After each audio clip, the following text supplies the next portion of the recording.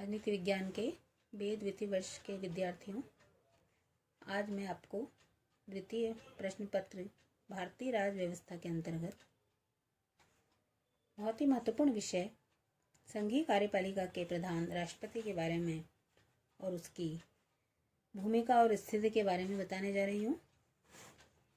इसके पहले के अध्याय में हमने राष्ट्रपति की निर्वाचन प्रक्रिया, शक्तियाँ और कार्यों के बारे में पढ़ा और आज मैं आपको 44वें संवैधानिक संशोधन और वर्तमान में राष्ट्रपति की स्थिति क्या है इस बारे में बताने जा रही हूँ।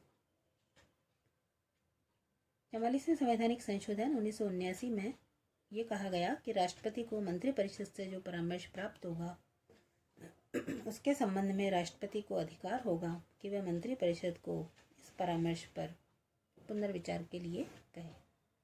लेकिन पुनर्विचार के बाद मंत्रिपरिषद से राष्ट्रपति को जो परामर्श प्राप्त होगा, राष्ट्रपति उस परामर्श के अनुसार ही कार्य करेंगे। वर्तमान में राष्ट्रपति की वास्तविक स्थिति 44वें संवैधानिक संशोधन से ही निर्धारित होती है।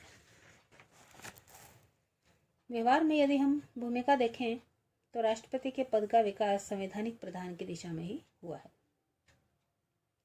फखरुद्दीन अली अहमद सहित प्रथम 5 राष्ट्रपतियों ने सदैव दलीय राजनीति से ऊपर उठकर निष्पक्ष भाव से संवैधानिक प्रधान के रूप में कार्य किया और इस प्रकार राष्ट्रपति एक गौरवपूर्ण तथा निष्पक्ष राज्याध्यक्ष बन गया।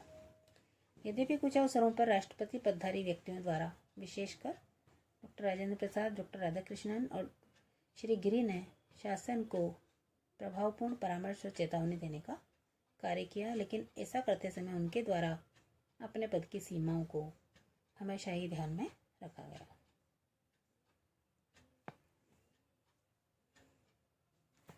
इस प्रकार से 44वें संवैधानिक संशोधन से प्राप्त स्थिति या शक्ति का भारत के संवैधानिक इतिहास में अब तक 2 बार प्रयोग किया गया।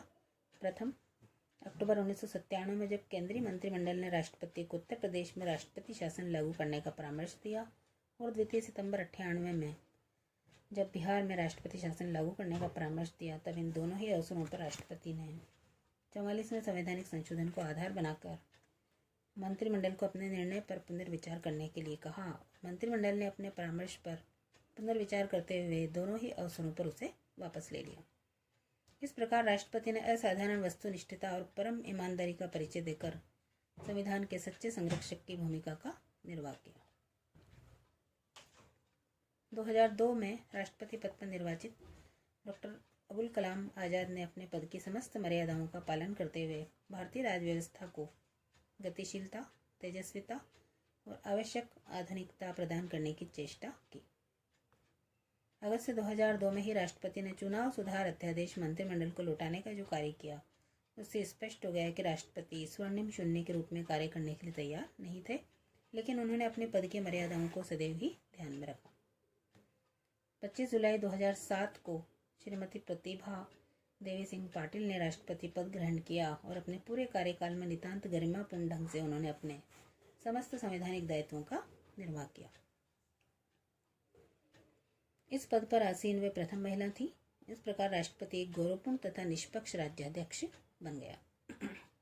जुलाई 2012 में भारतीय राजनीति के वरिष्ठ राजनीतिज्ञ प्रणब मुखर्जी राष्ट्रपति के पद पर निर्वाचित हुए। प्रणब मुखर्जी ने एक से अधिक अवसरों पर प्रभावशाली परामर्शदाता की भूमिका निभाई। लोकपाल चयन समिति के गठन, स्नूपगेट जासूसी प्रकरण के प्रसंग में जांच आयोग स्थापित करने के प्रसंग में राष्ट्रपति ने मनमोहन सिंह मंत्रिमंडल के निर्णयों को भविष्य के लिए टालने का परामर्श दिया और सिंह मंत्रिमंडल ने इन परामर्शों को स्वीकार किया। वास्तव में सिद्धांत व्यवहार के आधार पर यह कहा जा सकता है कि राष्ट्रपति भारत राज्य का संवैधानिक प्रधान ही है। राष्ट्रपति पद के संबंध में न तो स्वतंत्र राष्ट्रपति की धारणा को अपनाया गया, उनने ही इस धारणा को अपनाना भारत राज्य की संवैधानिक व्यवस्था के हित में होता। व्यवहार में राष्ट्रपति पद की स्थिति व्यावहारिक राजनीति के कुछ तथ्यों पर निर्भर करती है, जिनमें प्रमुख है सरकार का स्वरूप, अर्थात एक दल की सरकार है या मिलीजुली सरकार, शासन के संसद के दोनों सदनों या विशेषतः लोकसभा में स्थिति, राष्ट्रपति का व्यक्तित्व और राष्ट्रपति पद के संबंध में स्वयं राष्ट्रपति का दृष्टिकोण, प्रधानमंत्री का व्यक्तित्व, राष्ट्रपति और प्रधानमंत्री के बीच आपसी संबंधों की स्थिति और राष्ट्रीय जनमत की स्थिति।